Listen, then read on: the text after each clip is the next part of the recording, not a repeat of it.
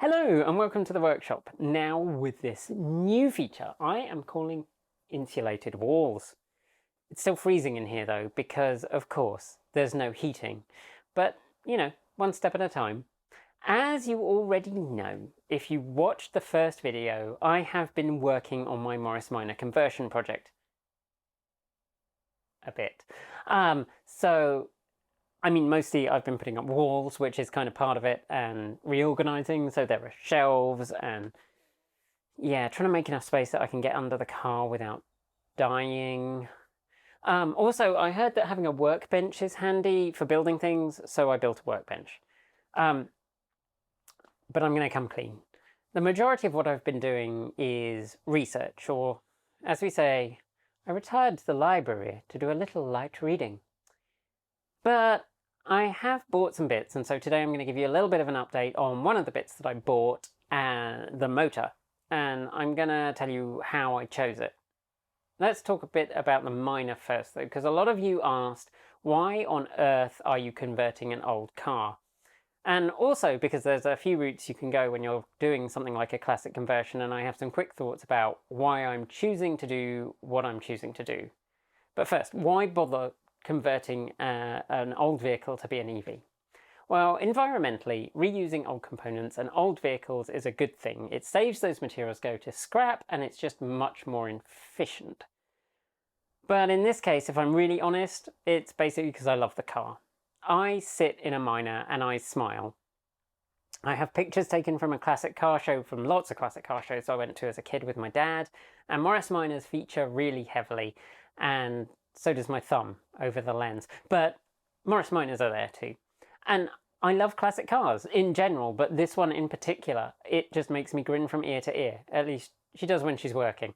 And since I love driving her, I want to be able to do that without feeling guilty.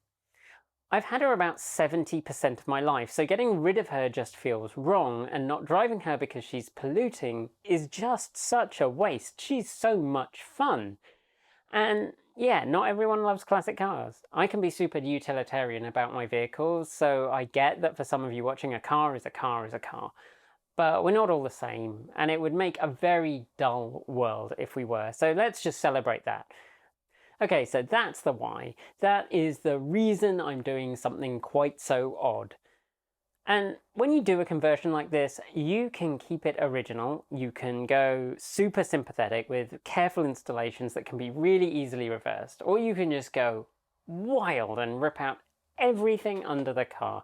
You can make it look like a Minor on top, but nothing underneath is Morris Minor. Or you can kind of take a middle path.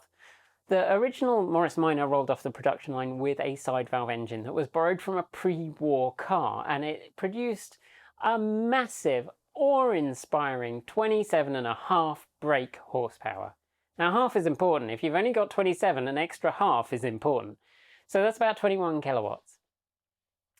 That engine could more or less pull the skin off your tapioca pudding, if you helped, and it did produce a 0 to 60 time of about a minute-ish, maybe, if you had the wind in your favour. Rebecca here is actually a Series 5 Minor though, the last revision, assuming you don't count her Hindustan Motor siblings, which means that she shipped with the 1098cc Austin A-Series inline 4 engine. It's actually one of my favourite engines. If you have to have a petrol engine, then an A-Series, it's just cheerful, chattery little thing, and it's really kind of a delight. That engine was rated at a massive 48 brake, which is about 36 kilowatts, but keen observers will note that this ain't your standard moggy A-Series. Unfortunately, a little incident involving a radiator leak and total coolant loss, and then the subsequent disappearance of all the oil during a 300-mile drive, led to the death of the original engine. To be fair, that probably wasn't aided, because as she drifted downwards from being a new car to being perilously close to bang a race, the previous owners decided not to bother with things like antifreeze or maintenance, and so the coolant channels consisted mainly of cruddy fuzz. So anyhow, then she got the engine from a Marina pickup. I got that for free, if I remember right. I think Nikki came and helped me. potentially. Anyway, we got it out from someone's garage when they were clearing out, and free was definitely my favourite price as a student. And that engine, that lasted a few years, but it turned out to have a cracked block. And the block had been welded, but after months of chasing an elusive loss of power, I found out that that weld had failed. And so I could try and get it re-welded, but realistically it probably wasn't going to fly. So that engine was scrapped. So then we were on to the third engine, third time's the charm, and this time I replaced it with the engine from a Morris Ital, a 1275cc beast that produces 62 brake horsepower, or about 46 kilowatts. With 72 foot-pounds of torque, that's what's in the car now.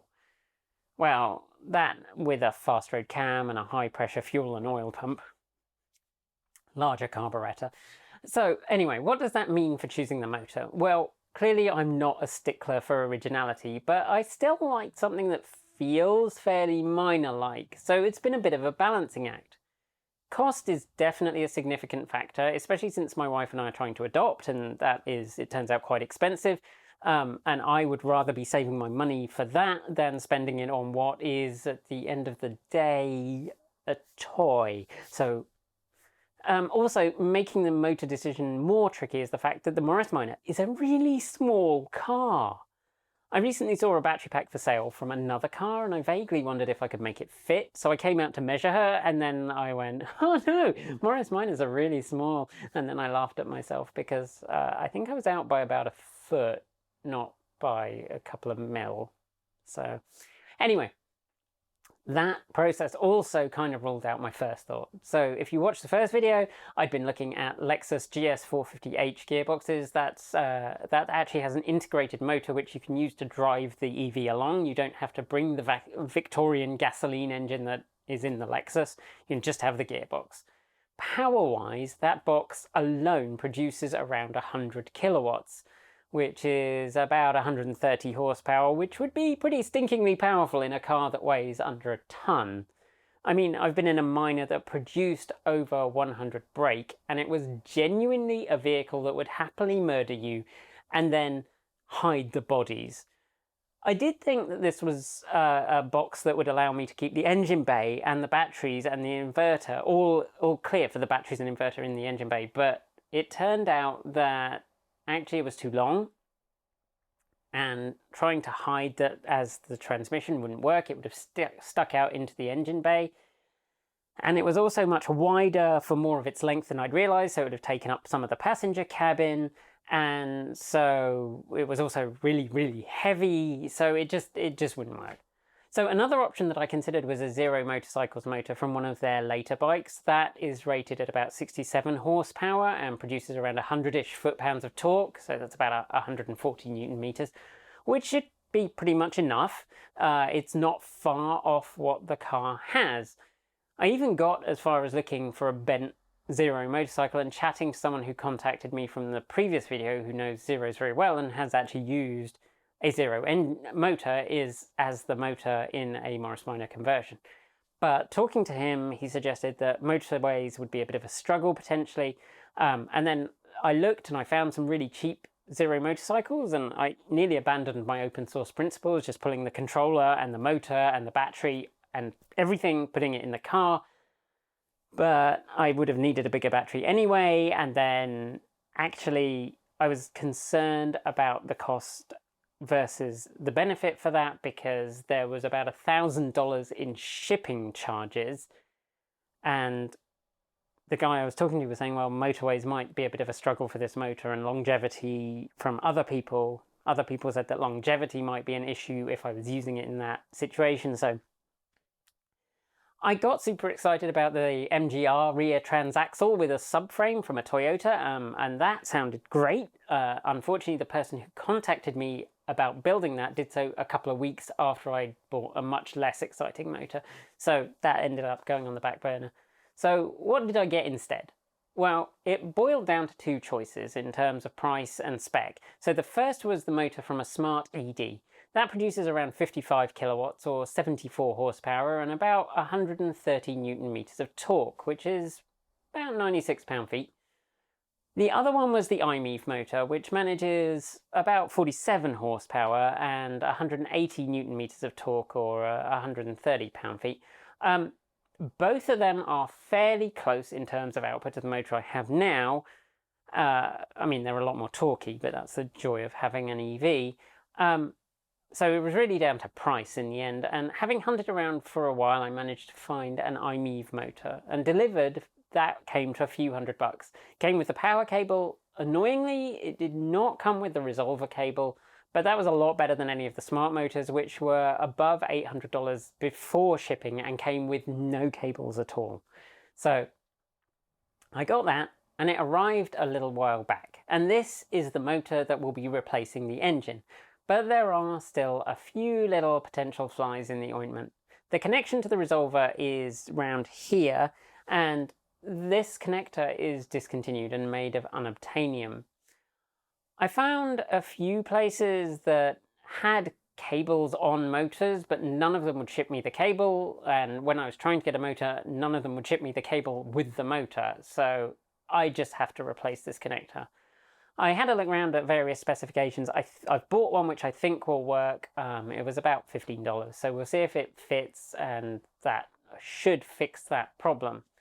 The other possible issue I've got is the motor controller I have coming. One person combining that with the Mitsubishi Outlander motor, which is very similar, but not quite the same, had problems getting the resolver, which is that thing that tells the controller the position of the motor, to work.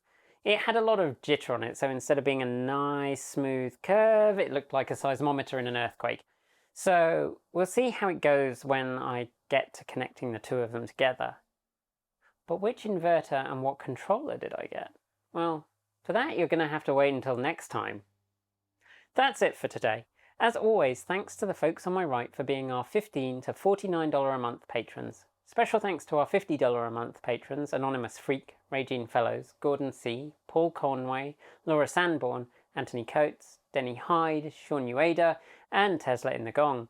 And our deepest gratitude to our $100 a month Patreon supporters. That's John Lyons, Marcel Ward, Reggie Watts, JP Fagerback, Will Graylan, and Ian. If you'd like to join the ranks of wonderful supporters, you'll find links below to Patreon, Bitcoin, and Ko-fi. Chat with the team and TE fans over at Discord, and if you'd like to buy some TE swag, just head over to our Redbubble store. Thanks for joining me, and as always, keep evolving!